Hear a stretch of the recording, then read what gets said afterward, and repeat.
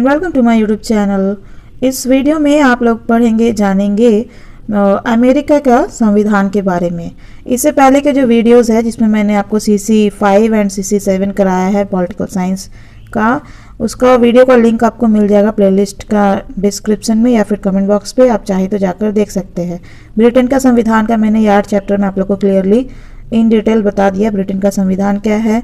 इसमें नौकरशाही, संसद, विधि का शासन, सर्वोच्च न्यायालय, दलीय व्यवस्था, ये सारी चीज़ें मैंने आपको क्लियरली बता दिया है। आज से हम लोग स्टार्ट कर रहे हैं संयुक्त राज्य अमेरिका का संविधान।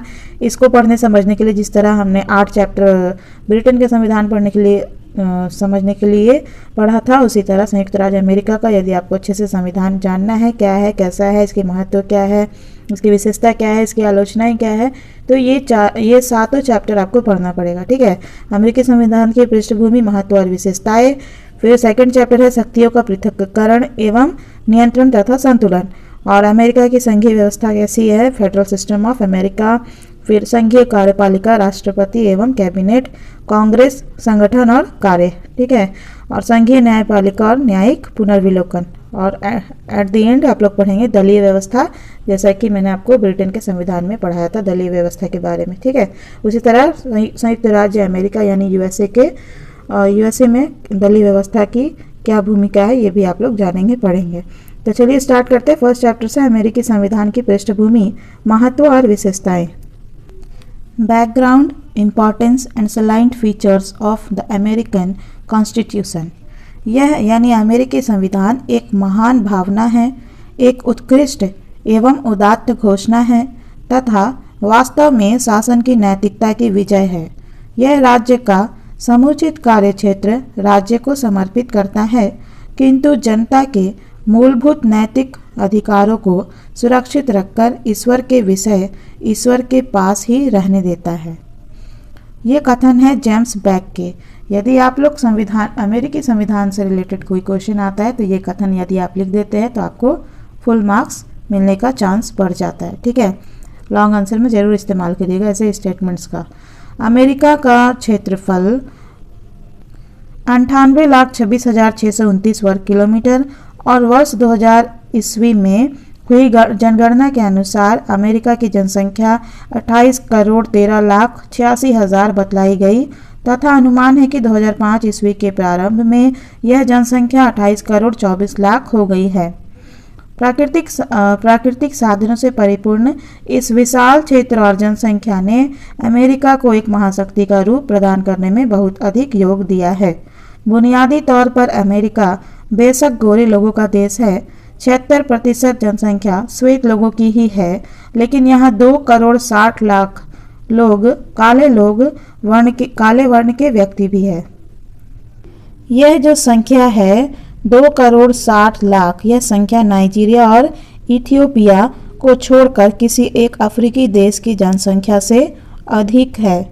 अमेरिका यद्यपि ईसाइयों का देश है, लेकिन यहाँ पर इजराइल से 3 गुना यानी 60,00,000 यहूदी है। इसके साथ ही एशिया और निकट पूर्व के बौद्ध, मुसलमान और हिंदुओं की संख्या 10 लाख से अधिक है। 10 लाख के लगभग मूल निवासी है जिन्हें इंडियंस कहा जाता है। अमेरिका यद्यपि प्रोटेस्टेंट देश है, लेकिन कैथोलिक संप्रदाय के सदस्यों की संख्या 6 करोड़ है। अमेरिका की प्रमुख भाषा स्पेनी है और 90% लोग इसे ही बोलते हैं। 30 जून 2001 के आंकड़ों के अनुसार 143 राष्ट्रों के निवासी अमेरिका में रह रहे हैं। इस प्रकार अमेरिका निश्चित रूप से बहुत अधिक विविधताओं का देश है। संविधान का उदय। अमेरिका में संविधान का उदय किस प्रकार हुआ? संयुक्त राज्य अमेरिका के संविधान का निर्माण 1789 ईस्वी में हुआ, परंतु इस संविधान का निर्माण यकायक नहीं हो गया, वरन इसके पीछे लगभग 150 वर्षों का संघर्षपूर्ण इतिहास रहा है, जिसके अंतर्गत यूरोपवासी अमेरिका में जाकर बसे, उन्होंने स्वतंत्रता की घोषणा की और अपने लिए एक संविधान का निर्माण किया। इस प्रकार अमेरिकी संविधान का उदय 4 चरणों में हुआ है। औपनिवेशिक युग, स्वतंत्रता की घोषणा, परिसंघ की स्थापना और संविधान का निर्माण। औपनिवेशिक युग, डोमिनियन पीरियड।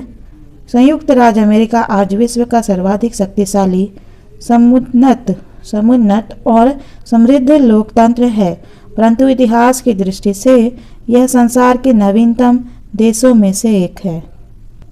1492 में स्पेन निवासी कोलंबस ने पश्चिमी हिंदू द्वीपों वेस्ट इंडीज आइलैंड की खोज की और इस तरह उसने यूरोप के लिए अमेरिका के द्वार खोल दिए। 17वीं सदी में यूरोप के लोग बहुत बड़ी संख्या में और बहुत तीव्र गति से अमेरिका जाकर बसने लगे। उनके अमेरिका जाकर बसने के प्रमुख कारण आर्थिक और धार्मिक थे। यूरोप से अमेरिका गए हुए ये व्यक्ति, जिनमें काफ़ी बड़ी संख्या अंग्रेजों की थी, अपने साथ सामाजिक तथा सांस्कृतिक जीवन की परंपराएं और शासन संबंधी विचार भी ले गए थे। व्यवस्था प्रिय होने के नाते उनके द्वारा यह आवश्यक समझा गया कि उपनिवेशों की स्थापना के लिए ब्रिटिश सरकार से विधिवत आज्ञापत्र प्राप्त किया जाए। अतः ब्रिटिश सम्राट से प्राप्त आज्ञापत्र के आधार पर 1775 तक अमेरिका में अलग अलग 13 उपनिवेशों की स्थापना हो गई।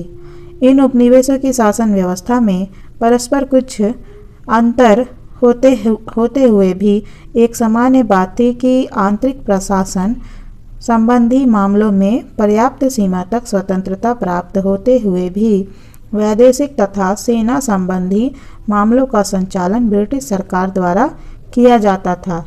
स्वतंत्रता की ओर, टुवर्ड्स इंडिपेंडेंस। अमेरिका में बसे हुए ये व्यक्ति मूलतः यूरोपियन और इनमें भी अधिकांशतः अंग्रेज थे, किंतु समय बीतने के साथ साथ इन उपनिवेशों की एक अपनी संस्कृति और राष्ट्रीयता का विकास होने लगा। इनमें अपने मातृ देश के प्रति भावनात्मक लगाव कम होने लगा और वे स्वशासन की दिशा में सोचने लगे। तत्कालिक अंग्रेज शासकों की अदूरदर्शिता ने इस निर्बल प्रवृत्ति की स्वतंत्रता के प्रति अदम्य इच्छा में परिणत कर दिया। 1760 के आसपास ब्रिटेन की आर्थिक स्थिति शोचनीय थी। इंग्लैंड ने अपनी आर्थिक स्थिति को सुदृढ़ करने के लिए अमेरिकन उपनिवेशों पर अनेक कर लगाने तथा ऐसे कठोर व्यापारिक कानून पारित करने शुरू किए जिनमें केवल इंग्लैंड को ही लाभ होता था। अमेरिकन उपनिवेशों ने इन कानूनों का विरोध किया तथा नए अनुचित कर देने से स्पष्ट इनकार करते हुए प्रतिनिधित्व के बिना कर नहीं, नो टैक्सेशन विदाउट रिप्रेजेंटेशन की घोषणा की। इंग्लैंड ने कठोरता के साथ अमेरिकी जनता की आवाज़ को दबा देने का निश्चय किया और इंग्लैंड ने जितनी कठोरता प्रदर्शित की उतनी ही सीमा तक ये 13 उपनिवेश एक दूसरे के निकट आते गए और उनमें सामान्य अमेरिकी राष्ट्रीयता का विकास स्पष्ट हुआ। इसी समय अर्थात 16 दिसंबर 1773 ईस्वी को मैसाचुसेट्स के बोस्टन नगर में नगरवासियों ने चाय से भरे हुए 3 जहाज़ों को नष्ट कर दिया। ब्रिटिश शासन ने विद्रोहियों का दमन करने के लिए अनेक कानून बनाए। इन कानूनों से मैसाचुसेट्स में बहुत रोष फैला और अन्य उपनिवेशों ने भी मैसाचुसेट्स को सहायता देने का वचन दिया। उपनिवेशों की शोचनीय स्थिति पर विचार के लिए उपनिवेशों के प्रतिनिधियों की 5 सितंबर 1774 को फिलाडेल्फिया में बैठक हुई। यह सभा महाद्वीप की प्रथम कांग्रेस कहलाती है। यह एक एसोसिएशन बनाया गया और इस कांग्रेस ने दमनकारी कानूनों को रद्द करने के लिए सम्राट के पास एक याचिका भेजी, लेकिन जॉर्ज तृतीय ने इस याचिका को ठुकरा दिया। इसके बाद अमेरिका में विद्रोह की भावना बहुत तीव्र हो गई। ऐसी स्थिति में 10 मई 1775 को फिलाडेल्फिया में दूसरी महाद्वीपीय कांग्रेस हुई। महाद्वीपीय कांग्रेस में इंग्लैंड से युद्ध का प्रस्ताव पेश किया गया और जॉर्ज वॉशिंगटन को अमेरिका की नागरिक सेना का सर्वोच्च सेनापति भी नियुक्त कर दिया गया। इतना सब कुछ किए जाने के बावजूद अनेक अमेरिकी प्रतिनिधि इंग्लैंड से पूर्णतया संबंध विच्छेद करने के पक्ष में नहीं थे और जॉर्ज वॉशिंगटन भी इसी विचारधारा के थे। अब भी उनकी प्रमुख मांग यह थी कि उनसे परामर्श लिए बिना ब्रिटिश संसद को उन पर कर लगाने का अधिकार नहीं होना चाहिए, लेकिन ब्रिटेन ने समझौते का कोई प्रयत्न नहीं किया। इसके बाद 4 जुलाई 1776 को औपचारिक रूप से अमेरिका की स्वतंत्रता की घोषणा कर दी गई, जिसमें कहा गया था कि हम इन सत्यों को स्वयं सिद्ध मानते हैं कि सभी मनुष्य समान उत्पन्न हुए हैं और उनकी सृष्टा ने इन्हें कुछ ऐसे अधिकार दिए हैं जो उनसे छीने नहीं जा सकते।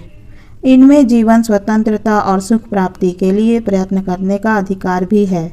इन अधिकारों की रक्षा हेतु ही मनुष्यों में सरकारों की स्थापना होती है और उन्हें शासन करने का अधिकार भी जनता की अनुमति से ही प्राप्त होता है। जब कभी कोई शासन इन उद्देश्यों के लिए घातक बन जाए, तब लोगों को अधिकार होता है कि वे उसे बदल दे या समाप्त कर दे और ऐसे नवीन शासन की स्थापना करे जिससे उनकी अपनी सुरक्षा और सुख समृद्धि स्थायी रहने की सबसे अधिक आशा हो। 23 अगस्त 1775 को सम्राट जॉर्ज तृतीय ने घोषणा की कि उपनिवेशों ने विद्रोह कर दिया है। ब्रिटिश सरकार ने सैनिक शक्ति के बल पर विद्रोह को कुचलने का निश्चय किया। ग्रेट ब्रिटेन तथा अमेरिकन उपनिवेशों में 6 वर्ष तक युद्ध चला, जिसके अंत में 19 अक्टूबर 1781 को अमेरिकन उपनिवेशों की जीत और ब्रिटिश सेनापति कॉर्नवालिस की पराजय हुई। ब्रिटिश लोक सदन ने युद्ध समाप्त करने के लिए मतदान किया और लॉर्ड नॉर्थ की सरकार ने अपना त्यागपत्र दे दिया। सम्राट जॉर्ज तृतीय ने नवीन सरकार की गठन की जिसने अमेरिका की स्वतंत्रता को मान्यता दे दी। 1783 में ब्रिटेन और अमेरिका के बीच संधि संपन्न हो गई। परिसंघ की स्थापना, एस्टैब्लिशमेंट ऑफ कॉन्फेडरेशन।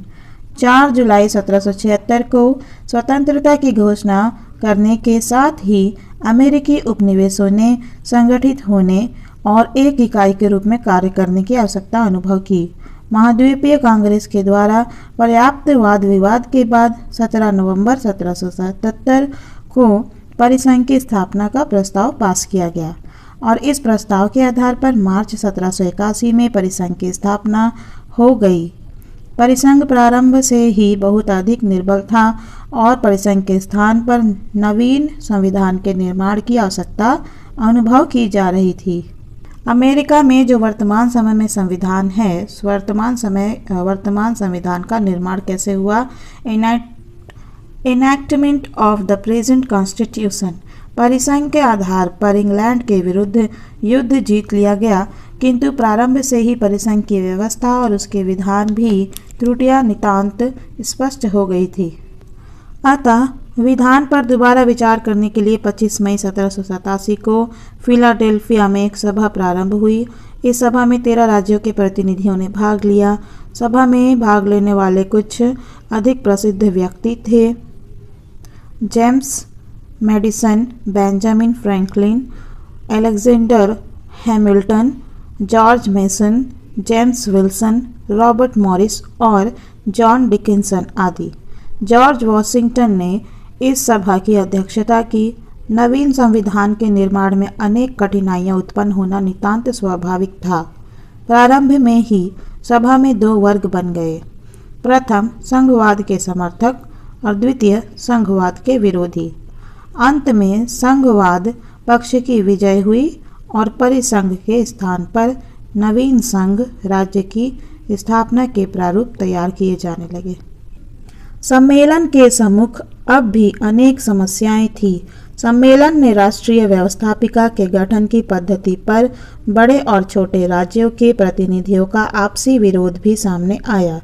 अंत में 10 दिन की बहस के बाद महान समझौता संपन्न हुआ। इस समझौते के अनुसार केंद्र में व्यवस्थापिका के 2 सदनों की व्यवस्था की गई। यह निश्चित किया गया कि निम्न सदन यानी प्रतिनिधि सभा में जनसंख्या के आधार पर राज्यों के प्रतिनिधि चुने जाएंगे, लेकिन दूसरे सदन यानी सीनेट में छोटे बड़े सभी राज्यों को समान प्रतिनिधित्व प्राप्त होगा। सम्मेलन के सदस्य मॉन्टेस्क्यू के शक्ति विभाजन सिद्धांत से बहुत अधिक प्रभावित थे। अतः इंग्लैंड की शासन व्यवस्था से नितांत भिन्न अध्यक्षात्मक शासन व्यवस्था को अपनाया गया। अंत में 26 जुलाई 1787 तक संविधान के प्रमुख सिद्धांतों पर सहमति हो गई और 26 प्रस्तावों के रूप में भावी संविधान को स्वीकार कर लिया गया।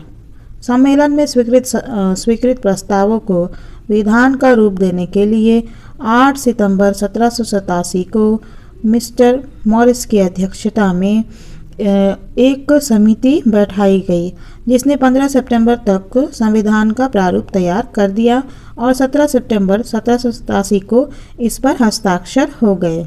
संविधान का अनुसमर्थन रेटिफिकेशन। फिलाडेल्फिया सम्मेलन एक संप्रभु संविधान सभा नहीं थी और इसके निर्णय तभी प्रभावशाली होते जबकि 2/3 राज्यों अर्थात 13 में से 9 राज्यों के द्वारा उन्हें स्वीकार किया जाता, लेकिन विधान को स्वीकार करने में राज्यों ने उत्साह का परिचय नहीं दिया।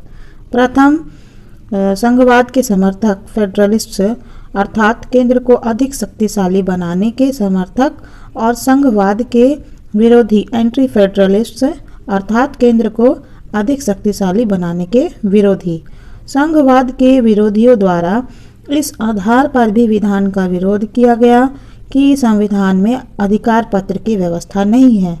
अंत में संघवादियों ने स्वीकार किया कि संविधान में अधिकार पत्र की व्यवस्था होनी आवश्यक है और उन्होंने आश्वासन दिया कि नवीन सरकार की स्थापना के तुरंत बाद अधिकार पत्र की व्यवस्था कर दी जाएगी।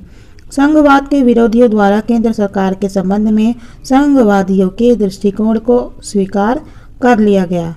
यह निश्चित किया गया कि संविधान के अनुसार निर्वाचन होकर नई सरकार 4 मार्च 1779 से कार्य प्रारंभ कर देगी।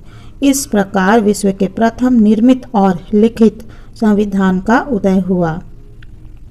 ये आपका ऑब्जेक्टिव क्वेश्चन आ सकता है कि विश्व का प्रथम निर्मित और लिखित संविधान कौन सा है। तो अमेरिका का जो संविधान है, अमेरिकी संविधान प्रथम निर्मित और लिखित संविधान है विश्व का। ठीक है। अमेरिका की वर्तमान शासन व्यवस्था का संचालन 1787 में निर्मित और 1789 से लागू इस संविधान के आधार पर ही किया जा रहा है। यद्यपि अब तक इसमें 27 संशोधन किए जा चुके हैं। अमेरिकी संविधान के सोर्सेस क्या है इसके? सामान्य व्यक्ति के लिए 1787 में फिलाडेल्फिया सम्मेलन द्वारा निर्मित प्रलेख ही अमेरिकी संविधान है, लेकिन राजनीति विज्ञान के विद्यार्थी के लिए यह सोचना उचित नहीं होगा कि वर्तमान समय में अमेरिकी शासन व्यवस्था का संचालन एकमात्र इस प्रलेख के आधार पर ही किया जाता है। अमेरिकी संविधान को निर्मित संविधान की श्रेणी में रखा जाता है, लेकिन इसका तात्पर्य यह नहीं लिया जाना चाहिए कि अमेरिकी संविधान का विकास नहीं हुआ है।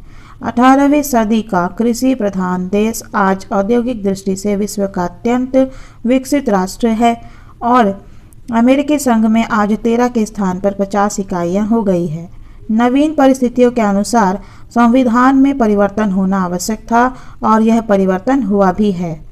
मुनरो के शब्दों में यह संविधान 1787 का तिथि चिन्ह रखते हुए भी इन गुजरे हुए वर्षों में निरंतर विकसित, विस्तृत और नवीन परिस्थितियों के अनुकूल होता गया है।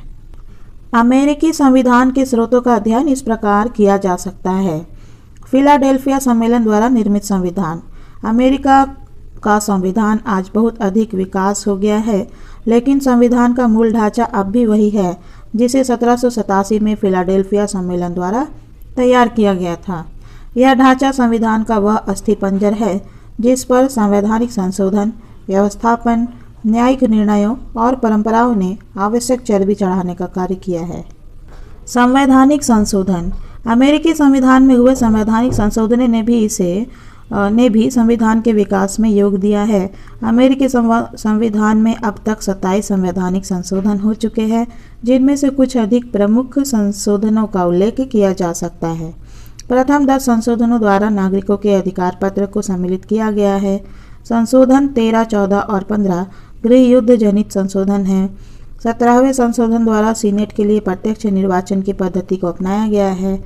वहीं 19वें संशोधन द्वारा स्त्रियों के विरुद्ध मताधिकार संबंधी भेदभाव का अंत कर दिया गया है और 26वें संशोधन द्वारा मताधिकार की आयु 21 वर्ष से घटाकर 18 वर्ष कर दी गई है। व्यवस्थापन या कांग्रेस अधिनियम 1789 में लागू किए गए संविधान ने नवीन सरकार के मूल ढांचे मात्र की ही व्यवस्था की है और संविधान निर्माताओं ने विस्तार की बातों के संबंध में व्यवस्था करने का भार कांग्रेस पर छोड़ा है। कांग्रेस ने अनेक ऐसे अधिनियम पारित किए हैं जिनके आधार पर सरकार के अनेक अंगों के गठन, कार्यों और कार्य पद्धति को निश्चित किया गया है। उदाहरण के लिए संविधान में राष्ट्रपति की कैबिनेट के संबंध में कुछ भी नहीं कहा गया है और प्रसंगवश कार्यपालिका विभागों के अध्यक्षों हेड्स ऑफ एग्जीक्यूटिव डिपार्टमेंट्स शब्दों का ही प्रयोग किया गया है। विभिन्न कार्यपालिका विभागों के गठन और कार्य कांग्रेस द्वारा पारित अधिनियमों के आधार पर ही निश्चित किए गए हैं। इसी प्रकार कांग्रेस के द्वारा अधीनस्थ संघीय न्यायालयों के गठन और कार्य पद्धति को निश्चित किया गया है। बजट और विधि निर्माण की प्रक्रिया भी कांग्रेस ने ही निश्चित की है। कार्यपालिका द्वारा विकास अमेरिकी संघ की कार्यपालिका अर्थात राष्ट्रपति पद ने भी संविधान के विकास में महत्वपूर्ण भूमिका अदा की है।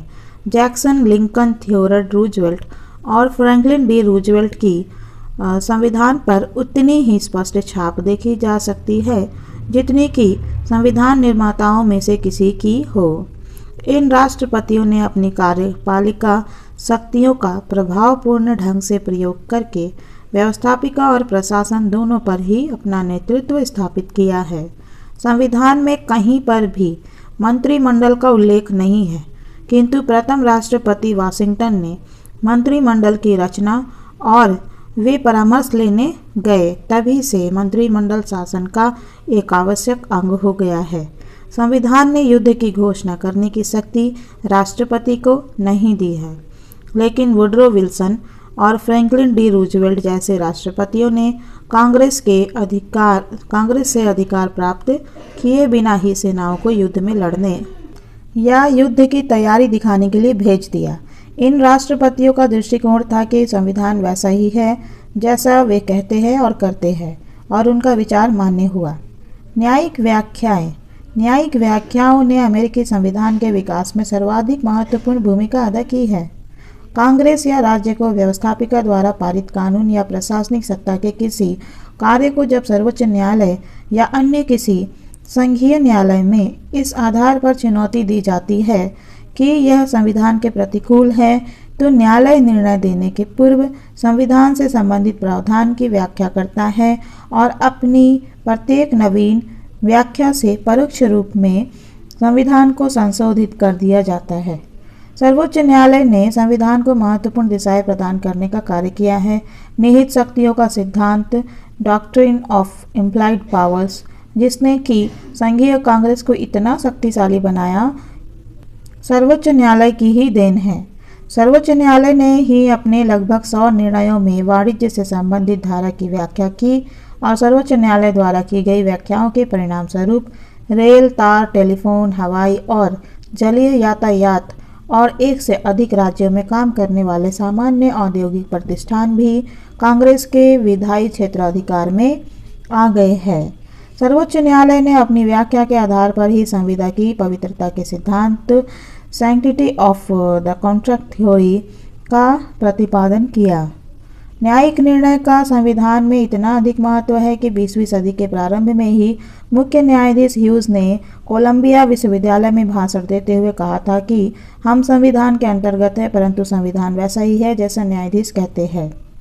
परंपराएं अमेरिकी संविधान में परंपराओं को उतना महत्वपूर्ण स्थान प्राप्त नहीं है जितना कि ब्रिटिश संविधान में, लेकिन यह स्वीकार करना होगा कि अमेरिकी संविधान में न केवल परंपराओं का अस्तित्व है वरन उन्हें महत्वपूर्ण स्थान भी प्राप्त है।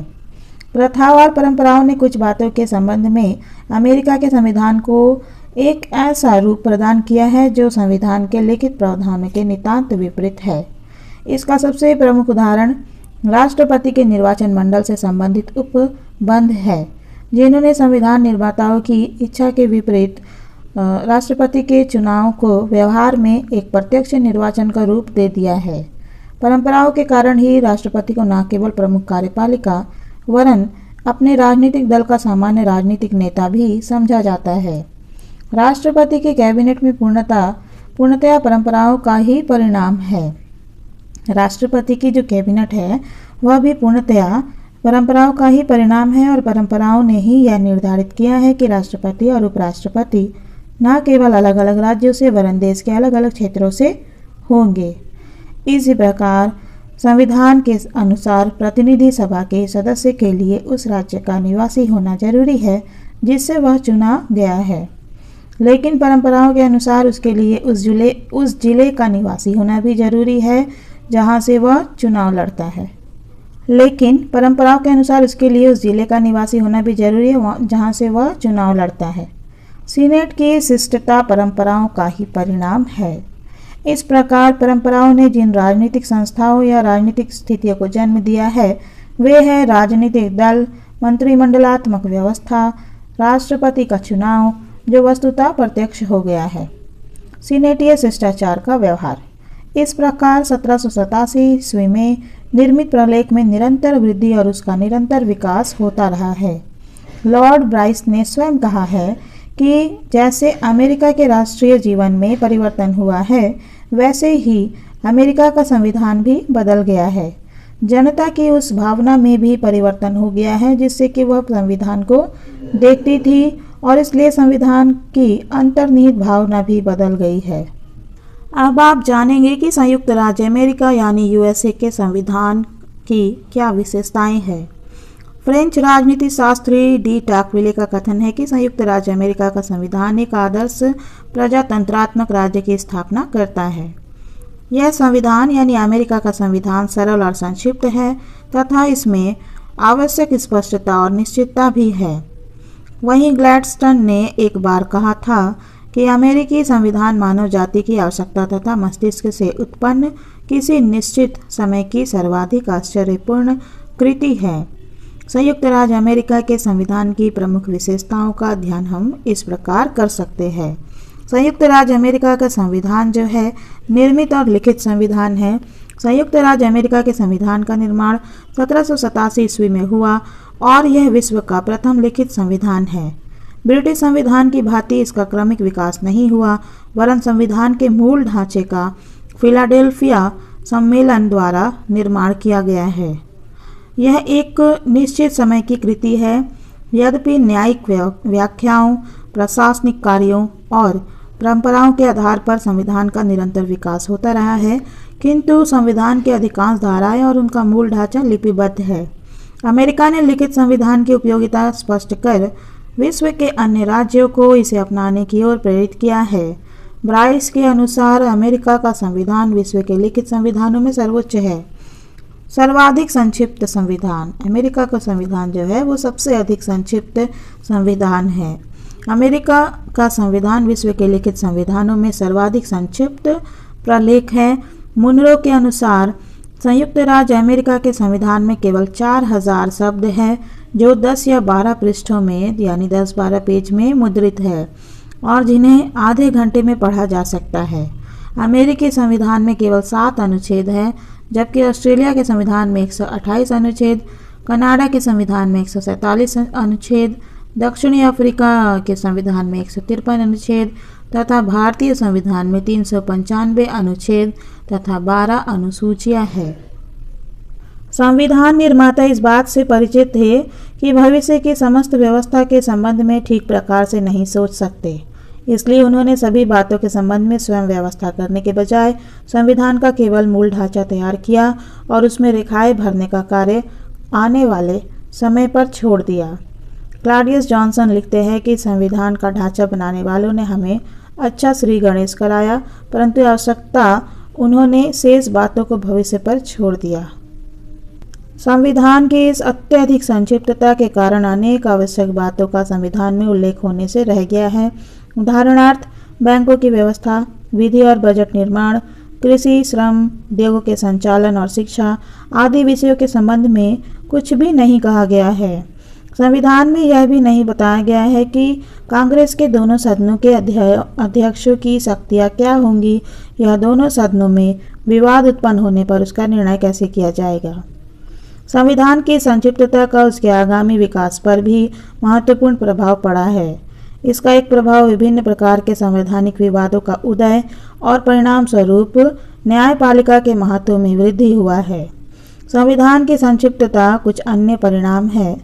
संविधान की संक्षिप्तता के कुछ अन्य परिणाम भी है। निहित शक्तियों का सिद्धांत और लाभ प्रदान करने की प्रणाली, स्पॉइल सिस्टम्स आदि। लोकप्रिय संप्रभुता पर आधारित संविधान। अमेरिकी संविधान जो है वह लोकप्रिय संप्रभुता पर आधारित संविधान है। अमेरिका के संविधान की एक महत्वपूर्ण विशेषता यह है कि लोकप्रिय संप्रभुता के सिद्धांत को स्वीकार किया गया है। 1777 में परिसंघ के विधान में इस सिद्धांत का अभाव था क्योंकि उसमें संप्रभुता राज्यों में निहित थी, लेकिन वर्तमान संविधान में इस त्रुटि को दूर कर दिया गया है। संविधान की प्रस्तावना में घोषणा की गई है कि हम संयुक्त राज्य अमेरिका के लोग अधिक शक्तिशाली संघ बनाने, न्याय की स्थापना, आंतरिक शांति की प्राप्ति, सामान्य प्रतिरक्षा की व्यवस्था और सार्वजनिक कल्याण में बढ़ोतरी करने तथा अपने और अपनी संतान हेतु स्वतंत्रता के वरदान को सुरक्षित रखने के लिए संयुक्त राज्य अमेरिका के लिए इस संविधान को अपनाते हैं। अमेरिका का संविधान स्वतंत्रता और आत्मनिर्णय का प्रतीक है। संविधान का निर्माण जनप्रतिनिधियों द्वारा किया गया है और संविधान के द्वारा अंतिम सत्ता जनता को ही प्रदान की गई है। संविधान की सर्वोच्चता। फिलाडेल्फिया सम्मेलन द्वारा निर्मित प्रलेख संयुक्त राज्य अमेरिका का सर्वोच्च कानून है और राष्ट्रपति, कांग्रेस, सर्वोच्च न्यायालय तथा संघ की इकाइयाँ सभी इसके अधीन हैं और किसी के भी द्वारा इसका उल्लंघन नहीं किया जा सकता है। अमेरिका के संविधान के अनुच्छेद 6 में कहा गया है कि यह संविधान और इसके अनुसार बनाए गए सभी कानून तथा संयुक्त राज्य अमेरिका के प्राधिकार के अधीन की गई अथवा भविष्य में की जाने वाली सभी संधियां देश का सर्वोच्च कानून होगा और प्रत्येक राज्य के न्यायाधीश उससे बाध्य होंगे। किसी भी राज्य के संविधान अथवा कानून की कोई भी बात जो इस संविधान के विरुद्ध होगी अवैध समझी जाएगी। वियर लिखते हैं कि संविधान में की व्यवहार में अमेरिकी अपने संविधान के प्रति जितना सम्मान रखते हैं उतना अन्य किसी भी देश के नागरिक अपने संविधान के प्रति नहीं।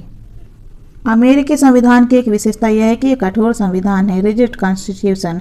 संयुक्त राज्य अमेरिका का संविधान कठोर है, अर्थात अमेरिकी कांग्रेस के द्वारा जिस प्रक्रिया के आधार पर सामान्य कानूनों का निर्माण किया जाता है उसी प्रक्रिया के आधार पर संवैधानिक कानूनों का निर्माण अर्थात संविधान में संशोधन का कार्य नहीं किया जा सकता। संवैधानिक संशोधन के लिए साधारण कानूनों के निर्माण से भिन्न प्रक्रिया को अपनाया जाना आवश्यक है। संघात्मक शासन व्यवस्था स्थापित किए जाने के कारण अमेरिका के लिए कठोर संविधान को अपनाना आवश्यक भी था। अमेरिकी संविधान न केवल पारिभाषिक दृष्टि से कठोर है वरन व्यवहार में भी संविधान में परिवर्तन किया जाना बहुत अधिक कठिन है। इसी प्रकार लगभग 210 वर्षों के संवैधानिक इतिहास में संविधान में केवल 27 संशोधन ही हुए हैं और इनमें भी प्रथम 10 संशोधन तो एक साथ संविधान निर्माण के तुरंत बाद नागरिकों को मौलिक अधिकार प्रदान करने हेतु प्रस्तावित किए गए थे। संविधान में संशोधन की पद्धति, अमेंडमेंट प्रोसीजर। अमेरिका में संविधान में संशोधन की क्या पद्धति है? Amendment procedure in America. संविधान में संशोधन की प्रक्रिया 5वीं धारा द्वारा निर्धारित की गई है। इस संबंध में एक विशेष बात यह है कि संविधान की प्रथम धारा की 9वीं उपधारा के पहले व चौथे उपबंधों को संशोधित नहीं किया जा सकता और न ही संबंधित राज्य की अनुमति के बिना किसी राज्य को उसे सीनेट में प्राप्त प्रतिनिधित्व व मताधिकार से वंचित किया जा सकता है। संविधान में संशोधन की प्रक्रिया के 2 चरण हैं, संशोधन की प्रस्तावना और संशोधन का अनुसमर्थन या इसकी पुष्टि। संशोधन की प्रस्तावना, इनिशिएशन ऑफ द अमेंडमेंट। संशोधन दो में से किसी एक पद्धति के आधार पर प्रस्तावित किया जा सकता है।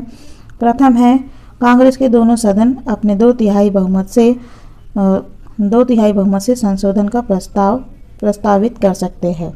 सर्वोच्च न्यायालय ने अपने निर्णय में स्पष्ट कर दिया है कि यह 2/3 बहुमत संशोधन पर मत देने वाले सदस्यों का होना चाहिए, न कि समस्त सदस्यों का। दूसरी पद्धति यह है कि अमेरिकी संघ की कम से कम 2/3 राज्यों की विधानसभाएं कांग्रेस के संशोधन की प्रार्थना करें। ऐसी प्रार्थना की जाने पर कांग्रेस संविधान संशोधन के लिए एक सम्मेलन यानी कन्वेंशन आमंत्रित करती है और इस सम्मेलन द्वारा संशोधन प्रस्तावित किया जा सकता है। संशोधन की पुष्टि, रेटिफिकेशन ऑफ द अमेंडमेंट। संशोधन प्रक्रिया का दूसरा चरण संशोधन की पुष्टि का है। संविधान में संशोधन के लिए प्रस्तावित प्रस्ताव तभी पारित समझा जा सकता है जब या तो संघ के 3/4 राज्यों के विधानमंडल उसकी पुष्टि कर दे या इस कार्य के लिए राज्यों में आमंत्रित किए गए सम्मेलनों में से 3/4 राज्यों के सम्मेलन द्वारा संशोधन की पुष्टि की जाए। संशोधन की पुष्टि के लिए उपयुक्त 2 विधियों में से कौन सी विधि प्रयोग में लाई जाए, इसका निर्णय कांग्रेस करती है। संविधान संशोधन प्रक्रिया में कुछ बातें महत्वपूर्ण हैं जो इस प्रकार होंगे। संविधान में, अमेरिकी संविधान में संशोधन की प्रक्रिया के लिए कुछ महत्वपूर्ण बातें इस प्रकार है। संशोधन प्रक्रिया में राष्ट्रपति की कोई भूमिका नहीं है। केवल 13वें संशोधन की पुष्टि राष्ट्रपति लिंकन द्वारा की गई, परंतु उसी समय सीनेट ने यह घोषणा कर दी कि संशोधन पर राष्ट्रपति की स्वीकृति आवश्यक नहीं है।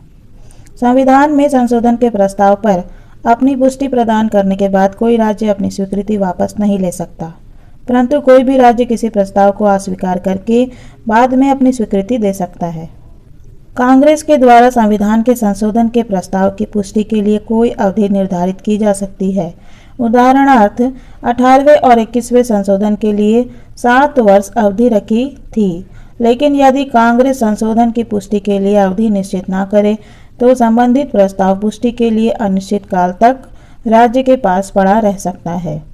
कांग्रेस ने सन 1924 में बाल श्रम अधिनियम प्रस्तावित किया था, परंतु संशोधन प्रस्ताव न तो समाप्त हुआ है और न ही अब तक संविधान का एक अंग बन सका है, क्योंकि अभी तक आवश्यक संख्या में राज्यों द्वारा उसे पुष्टि प्रदान नहीं की गई है।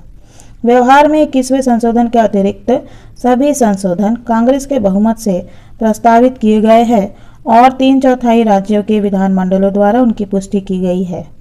लेकिन 21वां संशोधन ही राज्यों की प्रार्थना पर बुलाए गए संविधान सम्मेलन द्वारा प्रस्तावित किया गया और केवल इसे ही राज्यों के संविधान संशोधन सम्मेलनों द्वारा पुष्टि प्रदान की गई।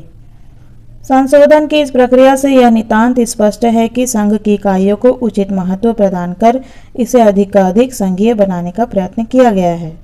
राज्यों को संविधान में संशोधन प्रस्तावित करने का अधिकार प्राप्त है और कोई भी संशोधन तब तक पारित नहीं समझा जा सकता जब तक कि 3/4 राज्यों के द्वारा उसे अपनी स्वीकृति न प्रदान कर दी जाए। इसके अतिरिक्त संविधान में कोई ऐसा संशोधन नहीं किया जा सकता जिससे राज्यों को सीनेट में प्राप्त प्रतिनिधित्व से वंचित किया जाए। इस प्रकार संविधान में संशोधन की पद्धति निश्चित रूप से संघात्मक व्यवस्था के अनुकूल है, लेकिन कुछ आधारों पर संशोधन प्रक्रिया की आलोचना की जाती है। अमेरिका में अमेरिकी संविधान के संशोधन की प्रक्रिया की आलोचनाएं इस प्रकार की जाती है। संशोधन की प्रक्रिया निश्चित रूप से बहुत अधिक क्लिप्त और जटिल है और इसके आधार पर संशोधन सरलतापूर्वक नहीं हो सकते। संशोधन प्रक्रिया की जटिलता के कारण कई बार आवश्यक संशोधन समय पर नहीं हो पाते हैं। संशोधन प्रक्रिया की जटिलता का अनुमान इस बात से लगाया जा सकता है कि 1789 से 1780 तक कांग्रेस के सम्मुख संशोधन के लिए 5000 से अधिक प्रस्ताव आए हैं, लेकिन उनमें से केवल 27 ही स्वीकृत हो सके हैं। 16वां संशोधन 42 बार कांग्रेस के समक्ष रखा गया है और 43वीं बार ही उसे दोनों सदनों का 2/3 बहुमत मिल सका। 17वां संशोधन 198 असफल प्रयत्नों के बाद ही पारित हो सका है। संशोधन प्रक्रिया की जटिलता के कारण ही बदलती हुई परिस्थितियों के अनुसार संविधान को विकसित करने के लिए अन्य मार्ग जैसे कि न्यायिक निर्णय, प्रशासनिक कार्य या परंपराएं खोजने पड़े हैं। मुनरो के शब्दों में यह विरोधाभास लगता है, लेकिन यह सत्य है कि अमेरिकी संविधान में अधिकांश संशोधन संवैधानिक उपबंधों में बिना कोई संशोधन किए हुए ही हो गए हैं। यह कोई सुखद स्थिति नहीं है। न्यायाधीश मार्शल ने इस संशोधन पद्धति को सत्य रूप से ही अत्यधिक कठिन और कष्टकारी अनविल्डी एनकम्ब्रेसिस बताया है। एक आपत्ति यह भी की जाती है कि देश की जनता का संशोधन की प्रस्तावना या उसकी पुष्टि में कोई हाथ नहीं है। संशोधन प्रणाली इस दृष्टि से भी आपत्तिजनक अप्रजातांत्रिक संशोधन प्रणाली इस दृष्टि से भी अप्रजातांत्रिक है कि संशोधन के प्रस्ताव को 35 सीनेट रोक सकते हैं या 13 राज्य, जिनकी जनसंख्या चाहे कितनी ही कम क्यों ना हो, संशोधन प्रस्ताव की पुष्टि न करके उसे समाप्त कर सकते हैं। इसे बहुमत की प्रगति के विरुद्ध अल्पमत को प्राप्त विशेषाधिकार का ही एक उदाहरण कहा जा सकता है। संशोधन की पुष्टि के संबंध में राज्यों का समय का कोई प्रतिबंध नहीं है और इसी कारण कभी कभी वर्षों तक संशोधन के भाग्य का निपटारा नहीं हो पाता। इस दोष को अनुभव करते हुए ही कांग्रेस ने पुष्टि के समय को सीमित करने का प्रावधान किया है और 18वें, 20वें और 21वें संशोधन में यह समय 7 वर्ष का रखा गया है। विदेशी लेखकों द्वारा संशोधन प्रक्रिया को अत्यधिक जटिल बताकर उसकी आलोचना की गई है, लेकिन अमेरिकी लेखक इसे उचित प्रकार की पद्धति मानते हैं। संविधान सभा के प्रमुख सदस्य मेडिसन ने इस पर टिप्पणी करते हुए कहा था कि अमेरिका में संविधान के संशोधन का ढंग उस अत्यधिक सरलता के विरुद्ध भी सचेत है जिसके कारण संविधान को अत्यधिक सरलता से नष्ट किया जा सकता है, और उस अत्यधिक कठिनाई के विरुद्ध भी सचेत है जिसके कारण जाने हुए दोषी भी दूर ना किए जा सके। अमेरिकी लेखकों और सामान्य जनता का दृष्टिकोण भी यही है। ग्रिफिथ लिखता है, इस कठोर संविधान ने व्यवहार में आश्चर्यजनक लचीलापन प्रदर्शित किया है। संवैधानिक संशोधनों पर एक दृष्टि, constitutional amendment at a glance. संयुक्त राज्य अमेरिका के संविधान में अब तक जो 27 संशोधन हुए हैं वे इस प्रकार है। संविधान में प्रथम 10 संशोधन नागरिकों के अधिकार पत्र से संबंध रखते हैं। इन संशोधनों के आधार पर ही संविधान को राज्यों द्वारा पुष्टि प्रदान की गई थी, इसलिए ये 10 संशोधन संविधान का मूल अंग ही समझे जाते हैं। 11वें और 12वें संशोधन संविधान की अपूर्णताओं को दूर करने के लिए किए गए। 11वें संशोधन के द्वारा किसी राज्य के विरुद्ध नागरिक द्वारा अभियोग चलाने का अधिकार समाप्त कर दिया गया और 12वें संशोधन द्वारा राष्ट्रपति और उपराष्ट्रपति के अलग अलग चुनाव की व्यवस्था की गई। संशोधन 13, 14 और 15 गृह युद्ध के परिणाम स्वरूप किए गए। 13वें संशोधन द्वारा दास प्रथा समाप्त हुई। 14वें द्वारा नागरिकता परिभाषित की गई और यह स्पष्ट किया गया कि राजद्रोह या अन्य भीषण अपराध के अतिरिक्त अन्य किसी अपराध पर कोई नागरिक नागरिकता के अधिकार से वंचित नहीं किया जाएगा। वहीं 15वें संशोधन द्वारा भी जाति, वर्ण या दासत्व के आधार पर किसी को नागरिकता से वंचित न करने की व्यवस्था की गई। 16वें संशोधन द्वारा सीनेट को आय कर लगाने का अधिकार मिला, जिसकी राशि वह राज्यों में बांटने के लिए बाध्य नहीं थी। 17वें संशोधन द्वारा सीनेट का प्रत्यक्ष निर्वाचन प्रारंभ हुआ। 18वें संशोधन द्वारा राष्ट्रीय मद्य निषेध किया गया और 20वें संशोधन द्वारा इसे समाप्त कर दिया गया। 19वें संशोधन द्वारा स्त्रियों को मताधिकार मिला और 21वें संशोधन के राष्ट्रपति के पद ग्रहण की तिथि 20 जनवरी निश्चित की गई और कांग्रेस के लेम डक सेशन को समाप्त कर दिया गया। 1951 में 22वां संशोधन हुआ, जिसके द्वारा निश्चित किया गया कि राष्ट्रपति पुनः चुनाव लड़ सकता है, परंतु उसका कार्यकाल 10 वर्ष से अधिक नहीं हो सकता। 23वें संशोधन यानी 1961 के द्वारा कोलंबिया जिले को राष्ट्रपति के चुनाव में भाग लेने का अधिकार दिया गया। 24वें संशोधन 1964 के अनुसार किसी भी नागरिक को कर न देने के कारण किसी पद पर चुने जाने के अधिकार से वंचित नहीं किया जा सकता। 1967 के पूर्व तक यह स्थिति थी कि राष्ट्रपति की शारीरिक या मानसिक अस्वस्थता का या मृत्यु के कारण जब उपराष्ट्रपति को राष्ट्रपति के रूप में कार्य करना होता या स्वयं उपराष्ट्रपति की अस्वस्थता, मृत्यु या त्यागपत्र के कारण उपराष्ट्रपति का पद रिक्त हो जाता, तो उपराष्ट्रपति का पद अगले उपराष्ट्रपति के चुनाव तक के लिए रिक्त ही रहता था। लेकिन 25वें संशोधन 1967 के अनुसार अब राष्ट्रपति पद पर कार्य करने वाले व्यक्ति को अधिकार होगा कि वह किसी को उपराष्ट्रपति पद पर नियुक्त कर सके। संविधान के 25वें संशोधन के अधीन ही एग्न्यू के त्यागपत्र के बाद निक्सन ने जेराल्ड फोर्ड को और 1974 में जेराल्ड फोर्ड ने रॉकफेलर को उपराष्ट्रपति पद पर मनोनीत किया। 26वां संशोधन 1970 में पारित मतदान अधिकार अधिनियम के आधार पर संयुक्त राज्य अमेरिका के संविधान में 26वां संशोधन किया गया है। 1970 के पूर्व 21 वर्ष की आयु प्राप्त प्रत्येक नर नारी को मत देने का अधिकार प्राप्त था, किंतु इस संशोधन के द्वारा 18 वर्ष की आयु प्राप्त प्रत्येक नर नारी को मताधिकार प्रदान कर दिया गया। इसके अतिरिक्त मतदान सूची में नाम पंजीकृत कराने के लिए साक्षरता परीक्षा का प्रतिबंध भी हटा दिया गया है। नीग्रो लोगों को मताधिकार प्रदान करने के उद्देश्य से ही ऐसा किया गया।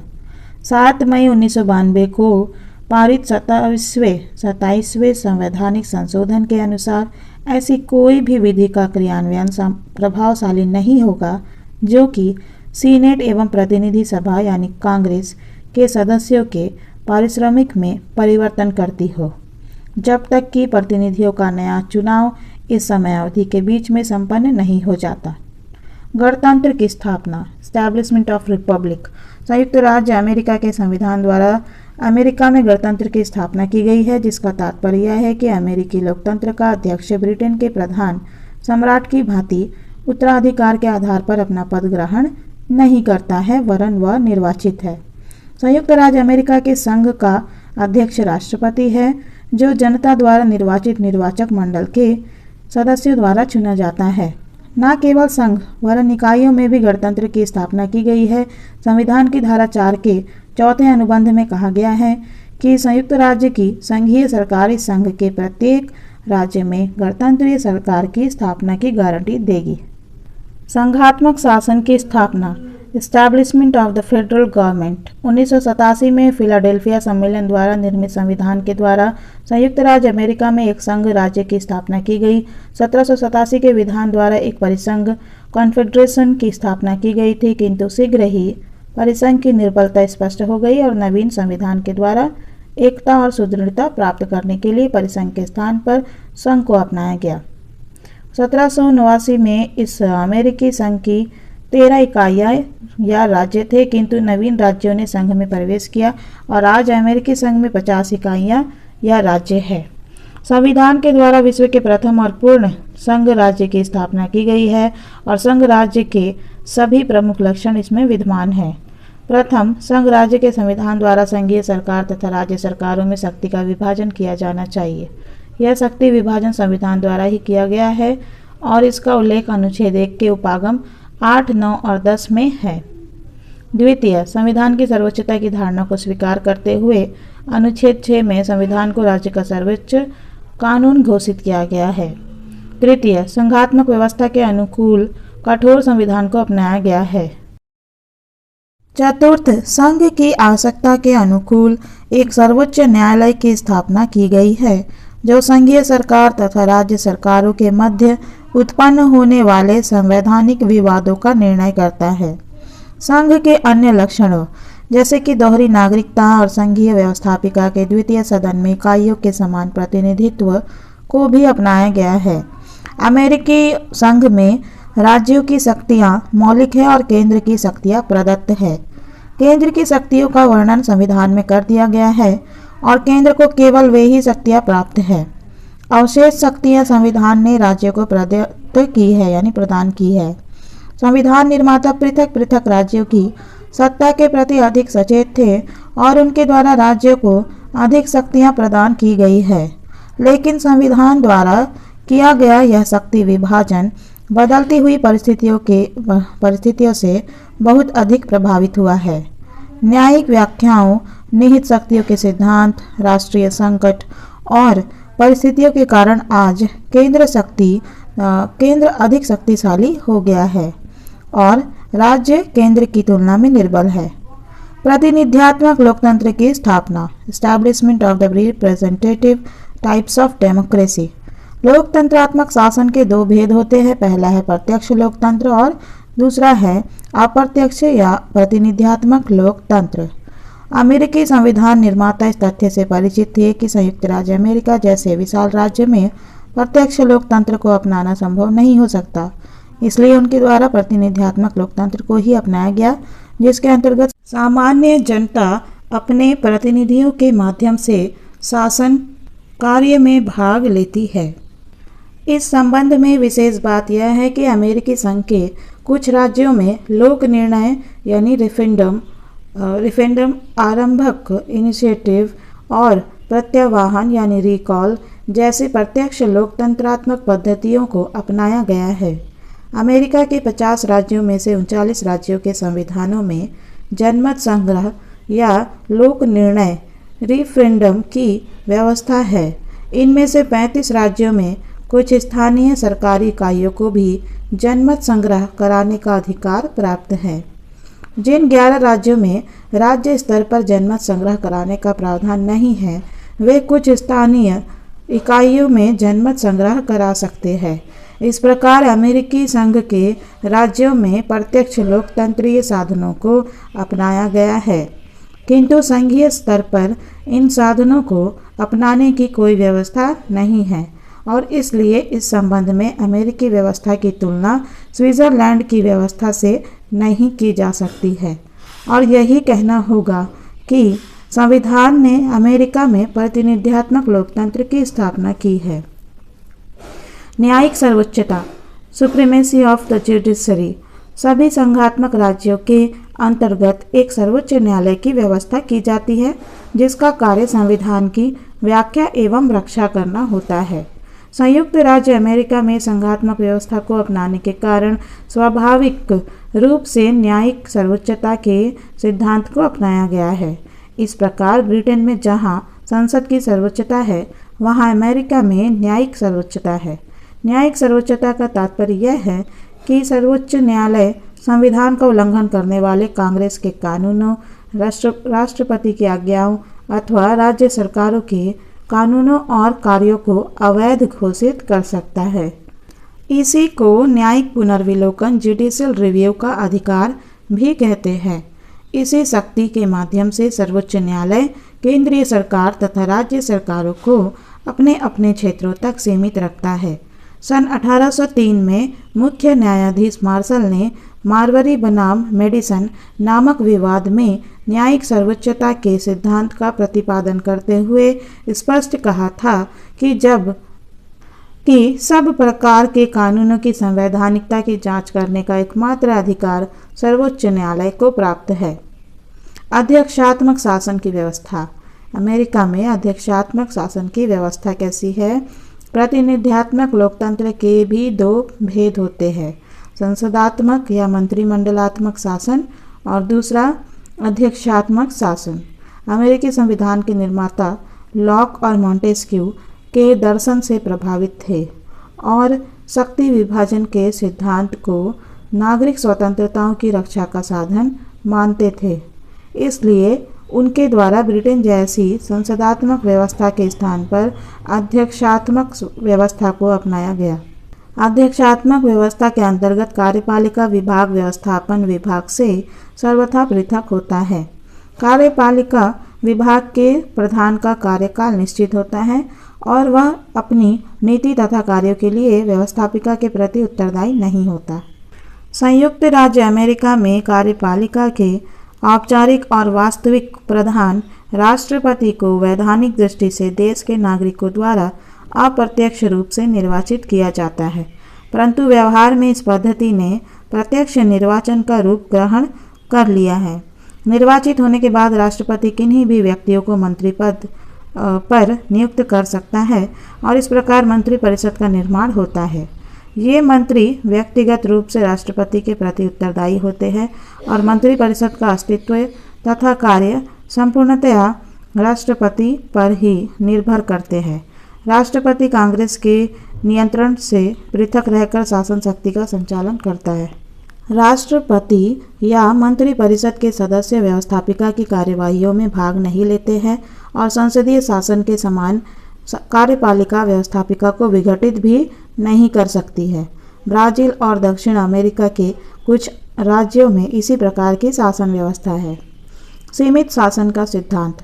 अमेरिकी संविधान निर्माताओं ने स्वयं ब्रिटिश सम्राट जॉर्ज तृतीय के अत्याचारों को सहन किया था और वे चाहते थे कि आने वाली पीढ़ियों को अमर्यादित शासन की बुराइयों से बचाने के लिए आवश्यक प्रयत्न किए जाए। इसके अतिरिक्त वे लॉक के व्यक्तिवादी दर्शन से प्रभावित थे और शासन को एक न्यास ट्रस्ट मानते थे।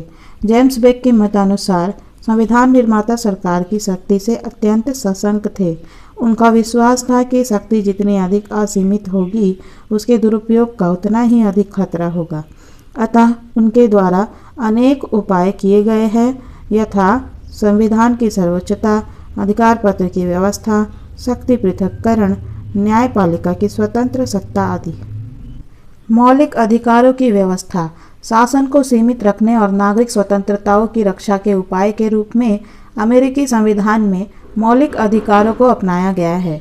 फिलाडेल्फिया सम्मेलन द्वारा निर्मित संविधान के मूल प्रलेख में मौलिक अधिकारों की व्यवस्था नहीं की गई थी, लेकिन संविधान में अनुसमर्थन हेतु विविध पक्षों के बीच जो परस्पर समझौता हुआ, उस समझौते के अंग के रूप में संविधान में 1971 में प्रथम 10 संशोधन करते हुए मौलिक अधिकारों को अपनाया गया।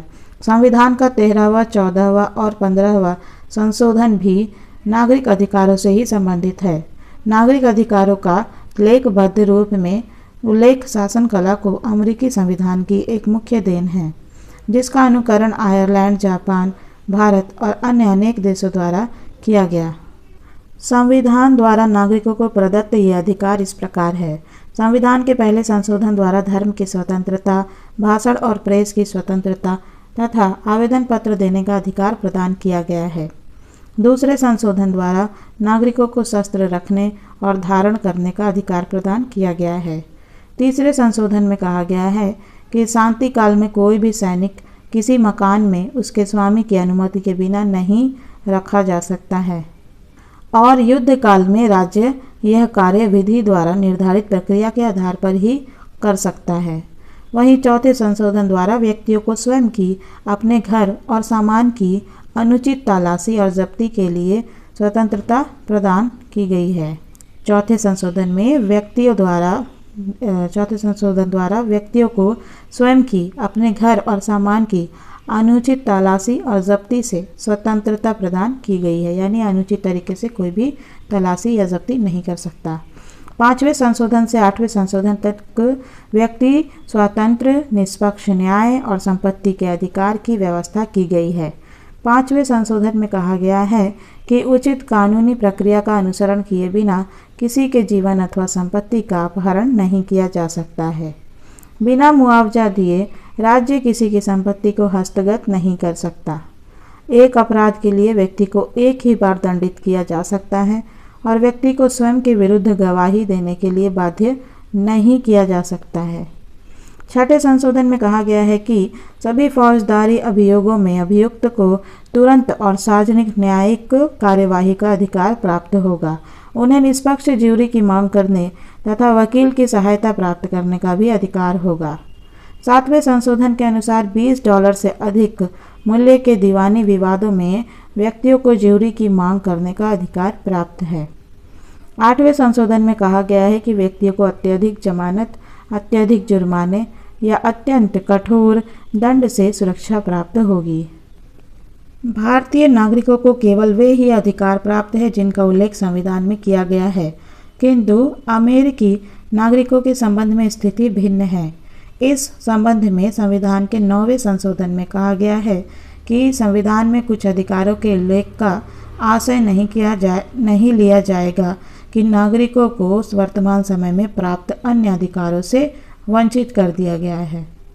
10वें संशोधन द्वारा यह निर्धारित किया गया है कि संविधान में जो शक्तियाँ संयुक्त राज्य अमेरिका की सरकार को नहीं दी गई है और राज्यों को मना नहीं की गई है, वे राज्यों या जनता के लिए सुरक्षित है।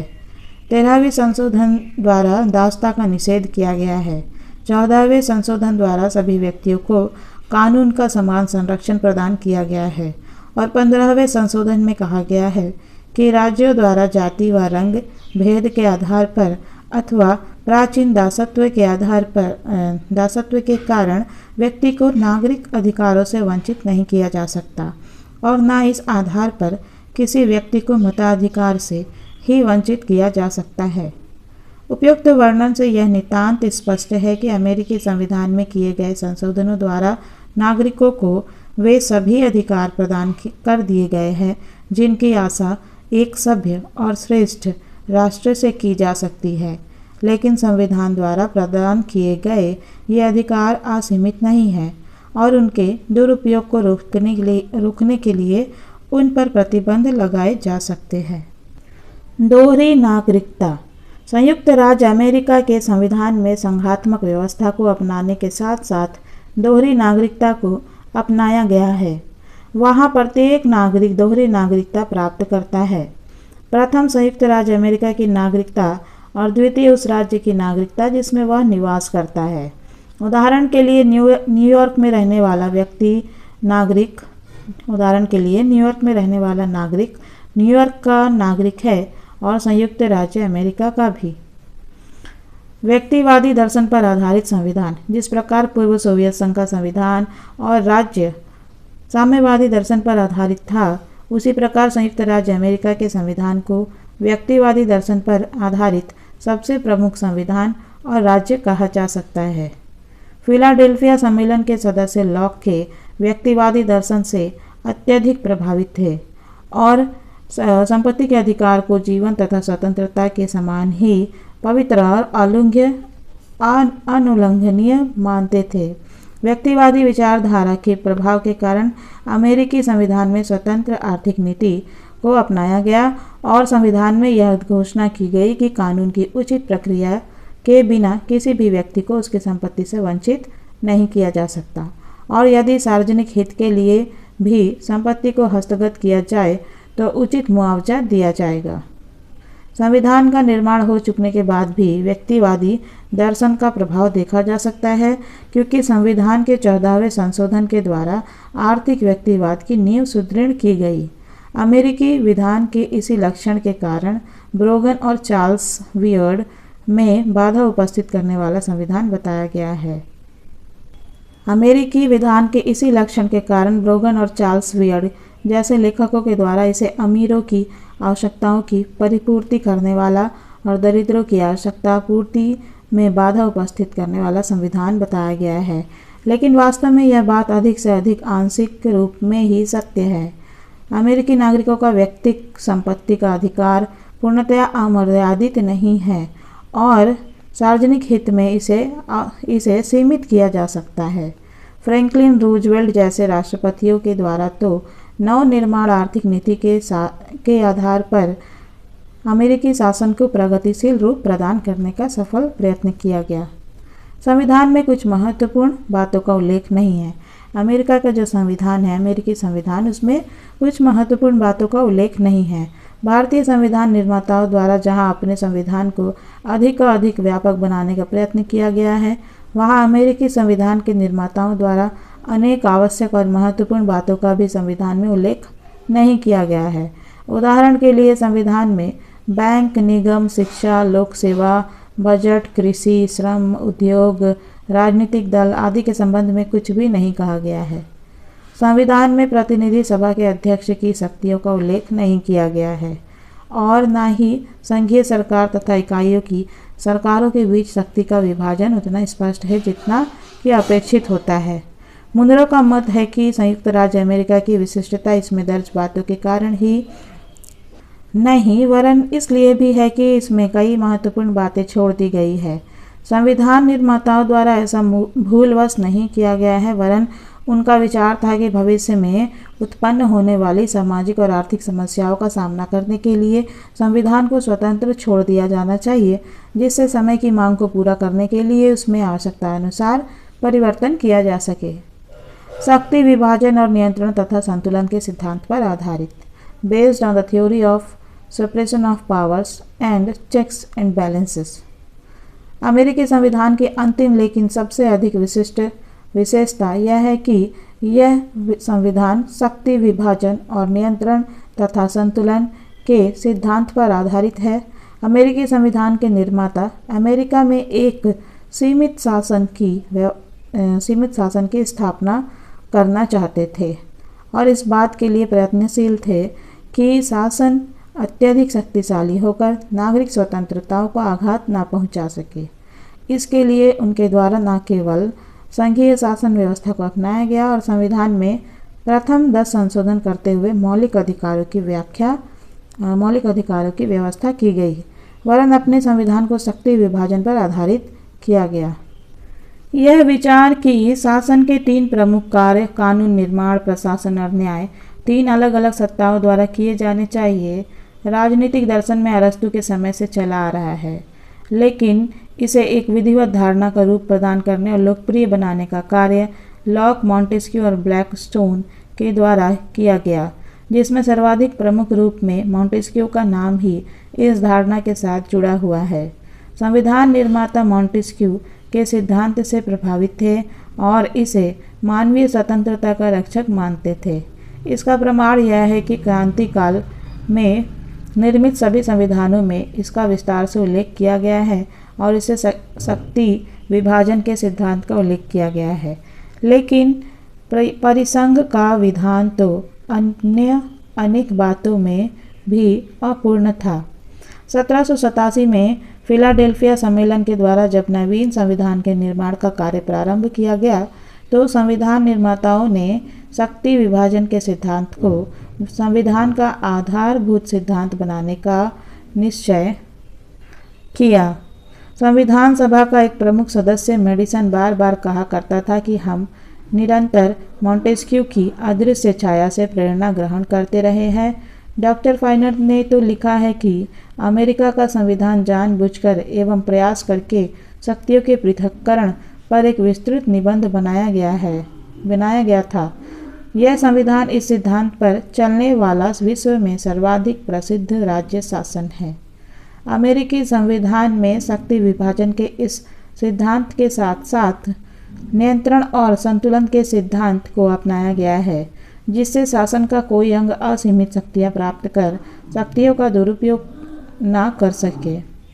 अमेरिकी संविधान की ये विशेषताएं यद्यपि राजनीतिक दर्शन की दृष्टि से नवीन नहीं है, लेकिन फिर भी इन्हें इस दृष्टि से मौलिक कहा जा सकता है कि लिखित संविधान सीमित शासन के सिद्धांत, अध्यक्षात्मक शासन व्यवस्था और मौलिक अधिकार जैसी बातों को सर्वप्रथम अमेरिका में ही कार्य रूप प्रदान किया गया।